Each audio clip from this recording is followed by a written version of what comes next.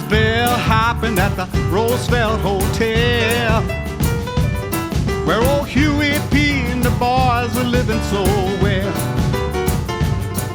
One day I said, "Excuse me, Governor, why don't you tip?"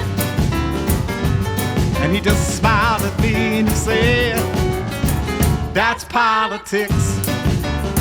That's politics. That's politics. That's politics. That's politics. That's politics. That's politics. Ain't gonna be no dirty tricks. You know you wanna get your ticket fixed. Oh, that's politics."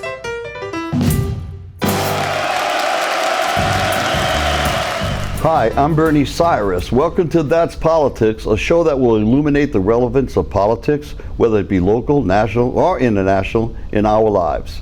Today's show, we will feature two important cities, New York and New Orleans. These two cities have a lot in common, even some dialects somewhat similar. I often get pegged as a guy being from Brooklyn. Who dat? Both are called new, and unfortunately today, both are experiencing something not so new, and that's the state of politics and corruption. New York and Louisiana's governmental corruption, and if you're a student of politics, you would know that each share a long history of political corruption. So today we will discuss some issues that are relative to these two areas of our country and discuss the importance of ramifications of what they mean to all of us. And besides that, these two cities that we both love, we all love rather I should say, as New Orleanians or New Yorkers, but we have to look at the good, the bad, and the funky, and that's what today's show is about. The good, the bad, and the funky of politics. So sit back, relax, and enjoy the show. And as we delve into the good, the bad, and the funky, that's it. That's politics. We're back. I'm Bernie Cyrus, and this is That's Politics. And this gentleman right here needs no introduction. Well, yes, I guess he does. Tell us who you are. I'm Frank Riherand of Giddy Up Folsom. And the Giddy Up Folsom, you've done a spectacular job. You started with this project, and you've built an incredible place here. I mean, it's just beautiful. It's a tourist destination in and of itself. But you've been very active in changing the landscape of Folsom, haven't you? Well, we've tried. You know, Jimmy Zaman is a friend and great guy. Yeah, father of this meeting. I just picked up the ball and ran with it, and because we had a place to do it. And the little small meeting we started with has become a community. We call it a Folsom Community Breakfast. It's not devoted necessarily to politics. It's more devoted around community, as you would testify seeing the meeting today. We had Beth Mizell, who is a politician, but she talked about the opportunities for community people to benefit from. Yeah, and this is the kind of thing that you see a lot in the rural communities around, because people are more folksy, if you will. Nothing against the urban communities, but this is the kind of thing that should be prolific all through the country, because what you're doing here, not only do you feed people free, thanks to Jimmy, his great job, but what you're doing is you're giving people an opportunity to understand things that they might not read in the paper, the deeper things. Yeah, I would agree, and you know, we have a standing rule here. Even though it's a community breakfast and politicians participate, we don't let anyone come in and bash another. The standing rule is you can speak about yourself and what you're planning to do and what you have done, but we're not really interested in hearing about the bad things about others. So that's kept a balance. All right, great to see you, Frank. Thank you very much. I'm Bernie Cyrus. We'll be right back with That's Politics. Thanks, Bernie. Yorktown is one of the most famous golf communities in America, including the legendary Sam Snead. But politics has played a major part in the current state of affairs regarding the contract transfer from a bona fide golf expert to a pizza restaurateur in a very questionable manner by a local politician. Now, the locals have put together a website you should go to for more information. It's YorktownShakedown.com. Let's see what's going on. Welcome, folks. We're here in the beautiful Jung Hotel. I'm Jeff Crouere, and got a very special guest joining us, Frank Diperi. Frank, how are you? Okay, thank you for having me, Jeff. Tell our viewers a little bit about your background. Okay, so my background, I specialize in developing projects that have a certain distinction. I specialize in golf facilities, golf communities, and affordable housing. So this is a passion for you. You're a great golfer, correct? Luckily, I came into the game and God gave me one season over 12 months, and I had the career of a lifetime.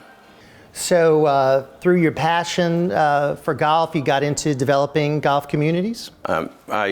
Along the way, I developed golf facilities, and then we decided to add houses to them, and that's what my niche is. So this is not only for you something where you make money, but it's sort of your passion, right? Yes. And in 2002, I was American Golf Pro Magazine Volunteer of the Year.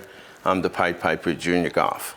That's fantastic. Well, I'm a golfer myself, so I certainly can appreciate your accomplishments there. Tell us a little bit about the facility in Yorktown that you were involved in. Okay, so along the way, I was practicing at a facility, and it turns out that I met a young man who our families happened to be very close. So we decided that we were going to practice together, and he decided to go into the developmental tours while I was developing my collegiate career.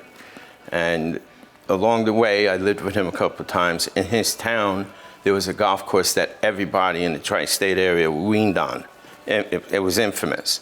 And it became in disrepair. And along the way, he was awarded a bid to redevelop it. Okay, so then what happened? Well, as we started, he had started a golf community in Saratoga, so I went there. I'm the one that actually does all the development and building A to Z. So I came back down to assist him because he took ill. Along the way, we discovered that he had pancreatic cancer, and God took him in 7 months. Mm-hmm. So then you took over after that? Well, there was a little hiatus. We had a wealthy backer who, when Rocky had gotten his demise, decided that he would stall the or wait on the project. He wanted to be able to get certain from the town to make sure that the investment capital was covered. Well, let's talk about the town. You're talking about Yorktown, correct? Correct. Now, why Yorktown? Well, Rocky's family, all their lives, that's where he lived, and he used to take his bicycle to the local golf course, picked the driving range, and it became a pro. We used to tease Rocky. He hit it like a tour player, but putted like a blind man. So we became very close. And so in it, it's a tribute and a legacy, this golf course. Tiger Woods had a little bit of a hiccup along the way, and golf had started to decline. And it was part of a program called Initiatives Across America. Golf wanted to So, and this initiative was to try to develop golf in areas that were not traditionally filled with golfers, more urban areas, cities, that kind of thing? And Westchester County at one time was the mecca of golf, but this particular golf facility was where most people started out, or if you wanted to get a quick 9 in, and a lot of people had known about it. A lot of people from the tri-state New York. So it was popular? Tri-state New York, New Jersey, Connecticut area used to go there in and out real quick. Mm-hmm. So the idea was to develop something great? Yes. And what did it entail exactly? Okay, so when I first went in there, and this is after Rocky passed in 2014, we had to wait for Yorktown to have the requests that Mr. Nussbaum was looking for. And who's Mr. Nussbaum? Mr. Nussbaum was the financial backing for Rocky and for myself eventually after Rocky passed. So he put up how much, a lot of the money for the project? No questions asked, he wanted the best of the best. It was a tribute, it was a legacy to Rocky's memory. Okay. And he did that for Rocky, it was a personal. Yes, anything I asked for, Mr. Nussbaum. So he stayed involved even when Rocky had passed? Yeah, we waited a while, and along the way, I guess Mr. Nussbaum heard from the town that they wanted Mr. Nussbaum to come back in, and Rocky had contacted me anyway because it was at the part of when I come in and I do the earthworks, the horizontal, and everything else. And what was the city's role financially? Well, it's called a 3P, public-private partnership, and the town had a very hard time with understanding exactly what that is. And in a 3P, the developer puts up the financing, and he gets awarded a certain amount of years. During that time, the concessions, whatever comes in from any ancillary revenues, go to the investor to repay himself. At the end of the 20 years or whatever the time is that we have the lease, it goes back to the town. So what happened as you got into this and saw what you were dealing with here? Well, along the way, I was working. So what happened was the first two administrations were easy to work with. When it came to, it was, I think, 2020, the new town supervisor came in, and he was highly touted as the young gun of Republican politics in Westchester County. He was heavy-handed. He removed everybody that was working with us before and put in his own people. And that's when it became a real challenge. So things were going fine, making progress, until the new administration came on board? In the beginning, I had known of him because there was a family, they own a restaurant, the Murphy family. And we had done some fundraising. Eventually, the Murphys who owned the restaurant, we took it apart, and one of the Murphy boys became a senator. So along the way, we had his oldest brother, who recently just passed, come to work with us because we had taken the restaurant apart. They gave us tremendous hardwoods. It was a great thing. We figured it would be a nice thing to have the older brother come in and work with us. So when this new administration took over, you weren't expecting any trouble? Well, in the beginning, it was going along good until, now the pandemic hit, and it was hard. Your credentials are amazing. Obviously, you're working with the king, Arnold Palmer. So they should have felt good about someone with your experience working on this project. So yes. Go along, the pandemic hits, this new administration hits, the new team comes on board. Tell us what happens. Okay, so one of the biggest tragedies, we had what's called the 500-year flood. And when I did the history into the golf course, I had always heard that it was mosquito-ridden and that as soon as it rained, it was unplayable. So I had to lift the golf course. I had to import 1 million square yards plus of material. Okay, so you were in the process of doing that? Yeah, so we had it was only a 9-acre of a 12-acre parcel. So I was challenged where I was going to put the dirt. Right. So just in a whimsical way to let the town, because now I have problems alerting the town to what's going on, I let the dirt stack as high as some of the pine trees, and that got everybody's attention. Wow, so that made a statement right there. Right there, and the way the golf course is situated, it's off an exit ramp. It's on a main trucking thoroughfare, and it's the cornerstone of that area of northern Westchester County in Yorktown. I did it because I wanted them to understand the amount of material that we had to bring in and my problems that I had with the swamp. It was a swamp base. I found out that when they built the Taconic, when they built Route 6 and they built the mall, which was right past us, anything that was undesirable went to that spot. So it was a dumping ground. Actually, there was a person, along the way we found out that there was a gatekeeper that he was using it as his own personal dump. Eventually, the FBI got involved and that person was arrested. Wow. We have all this dirt, and there's something that's also dirty, and that's politics. And I've got a lot of experience with Louisiana politics. Tell me about the dirty politics up there. The amount of political cronyism and backroom politics was rampant. In the beginning, it was working for us because Rocky was part of the community and good friends with everybody. And being that the Murphy family donated the restaurant, that we took it apart and kind of rebuilt it, we also said, okay, we'll take the older brother in. And along the way, it became a challenge. I had a problem with Mr. Slater, or... Tell us who that is. Okay, so there was a young politician. He was the number 2 Republican at the time. Along the way, the number 1 resigned.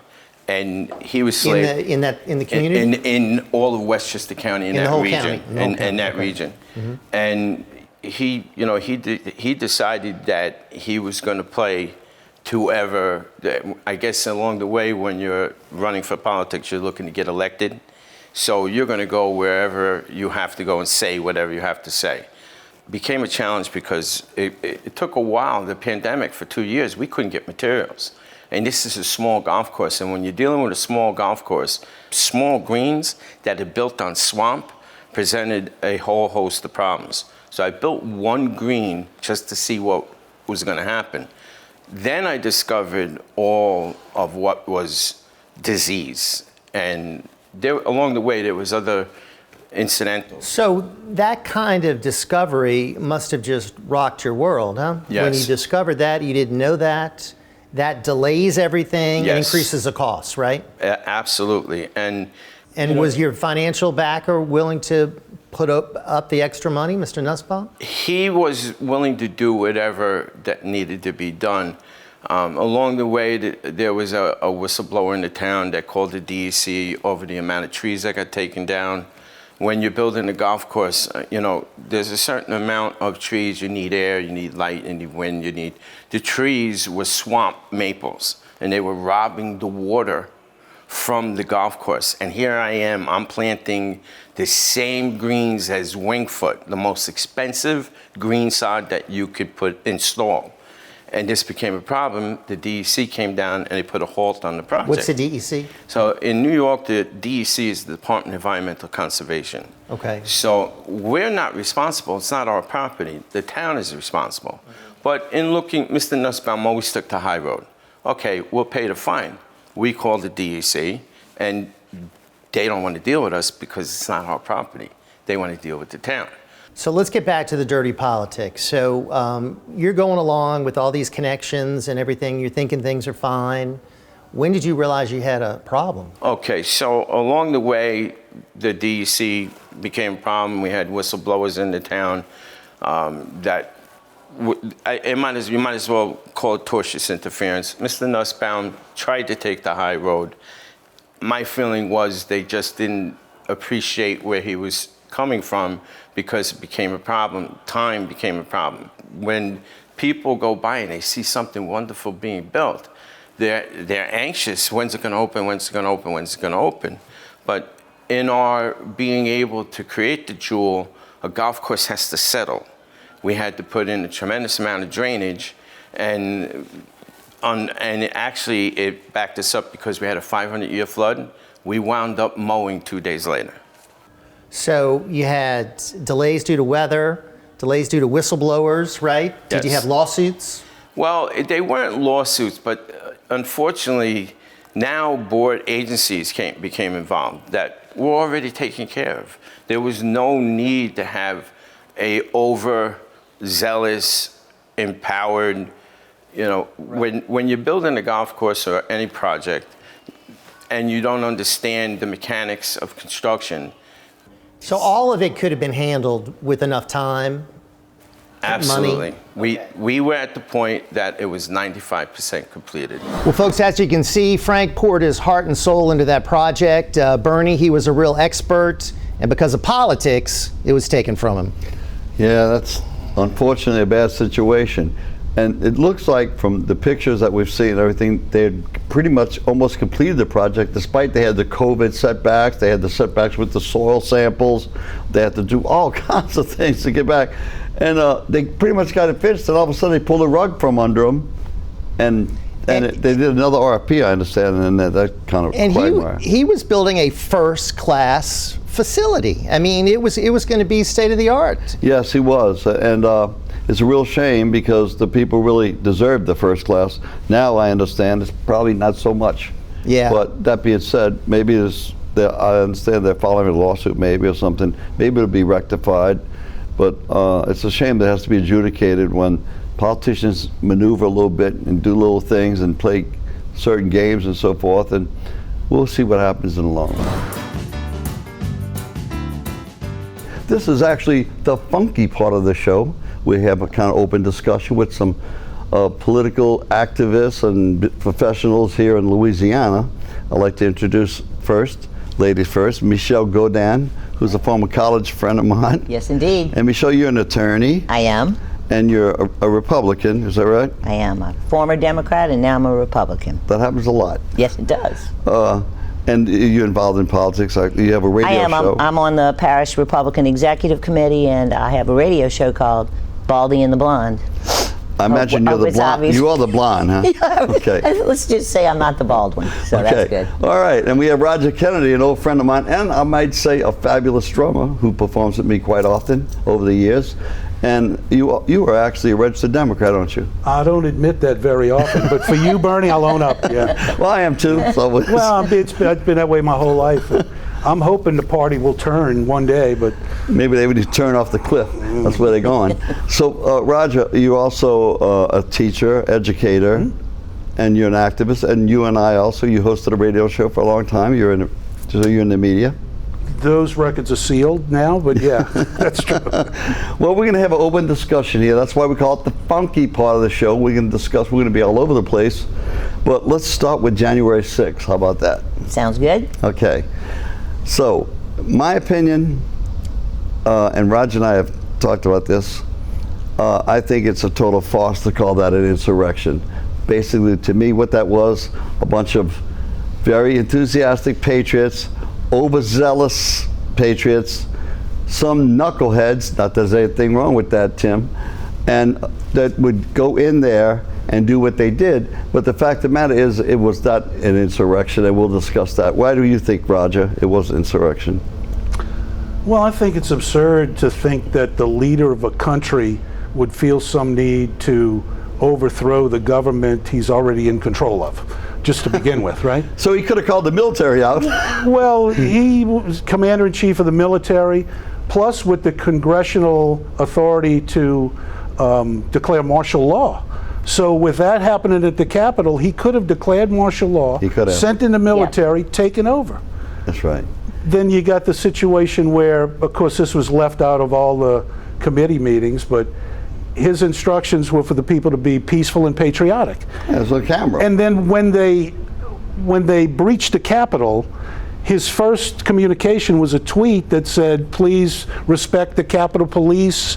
You know, it had nothing about, okay, we're almost there, let's go get them. Yep. You also had that these people made their way all the way to the seat of power, right? They Yeah. were sitting there at the President Pro Tem, the Senate. Some they of were the Capitol Police were saying, come on in. Come on in. Free lunch. Through the velvet ropes. They weren't all violent, you know? Michelle, Yeah. now, the January 6th committee had 2 Republicans on it. Yeah. What's your opinion about all that? Well, I think they were there for show, and you know, Nancy Pelosi used some muscle, which she's good at. Yeah. Kicked off the regular guys like Jim Jordan that would have done a good job. Took 2 apologists who were essentially Democrats, and you know. Even Liz Cheney was a Democrat? Her father No, was in her, I believe in her beliefs. Yeah. Yeah, and I think that's shown true now. Well, her right? daddy was not really a Republican. He was a No, Halliburton, wasn't he? He's exactly. Okay, so He's that's a a big warmonger, difference. Halliburton, That's a big military-industrial complex. It's- And you know, I mean, I wanted to go.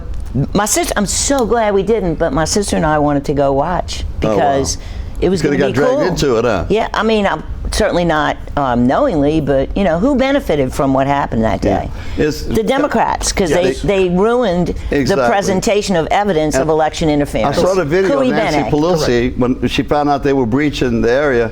Good, that's what we wanted. Yeah. You know, I mean, it's a big denied the setup. National Guard. And who the heck is this? What was his name? Epps? Ray Epps. Ray Epps. This guy's saying, it's time, go in the Capitol, go pushing them. I mean, there's so much documented, and in the January 6th committee, it's been proven, edited the hell out of it. Yep. I mean, it's Yep. all BS. One more thing is that before January 6th, right, they had a lot of intelligence going on. FBI identified some groups that were going to show up, the Oath Keepers and the Yeah. Proud Boys, and Antifa. Now, Antifa usually stands on the side of the road and berates all of the people coming out of the event, right? Funded by George Soros. You didn't see any of that. You didn't see Antifa. No. Where were they? They probably told him to stay home, we got this. They may have been the first wave to breach the Exactly. Capitol. They were dressed in MAGA hats that day. right. They were Let's- undercover. All right, well, let's shift Too many gears. questions. We have a new election coming up real Yep. soon, on November 5th, the most important day of the year. Don't forget my birthday. Birthday. So, The election's coming up. It looks like it's a very close election. Now, Trump and Mr. Vance, or Senator Vance, they're all over the place doing 70-something interviews, whereas Harris and Walz are really doing a slow dance. They did maybe less than 30, I think. Was this the same strategy that Joe Biden did when he was in the bunker? I called it instead of this room. Yeah. What's your opinion on it, Michelle? It's the basement strategy, right? It worked last time. They're doing their best to hide this woman because she is a train wreck. She cannot speak. 60 Minutes has been caught editing her answers, which is horrible. She's the And we most have no embarrassing media. Democrat nominee, and I've worked for several that I've ever seen in my lifetime. I can tell you. Roger? Well, I just think even the interviews that she and Walz are doing, they're tripping all over themselves. I mean, even the edited stuff is not smooth. They don't look like leaders, you know? No, Walz is a leader. Walz was handpicked because he's left of Benny. How can I forget that name? Bernie Sanders. Yeah. Got a nice name, but his politics is not good. No. So he's left of Bernie Sanders and AOC. Notice how they're not bringing AOC out around with him anywhere. Good point. Yeah. Or any I of the hadn't thought squad, right? What's great about this show is it shows that this political shenanigans goes on in Louisiana, New York, really goes on all over. And it has been for a long time. It's unfortunate it's part of American culture, but hopefully we can change that. We need to work on career politicians not being so career oriented. We need public servants. We need to work on term limits for congressmen. Congressmen shouldn't be able to play the stock market. Nancy Pelosi got really wealthy, and they know the inside track. And more important than anything, we need a media that is independent and not subservient to the strength of the party politics. That's why this show is so important. You're shining a spotlight on this. A lot of the public wasn't aware of it. Now they're going to be aware, and we need more of that, Bernie. And we need public to come forward. And that's why we'll have our website on the show and suggest anytime you see something going on, believe me, I know as a whistleblower, it's a rough way to go, but we'll be more than happy to pass on to the right officials. If you see something going on, we have to eradicate this dirty politics been going on. It's ruining our country. So we're going to be hopeful, we're going to be optimistic, we can turn things around, and I think we made a step in the right direction with this show. Maybe that'll be politics next. Yeah. Well, thank you very much for watching the show today. It's been great bringing it to you. Thank you, Jeff Crouere, and all our guests today. We'll be back next time for That's Politics, the good, the bad, and the funky.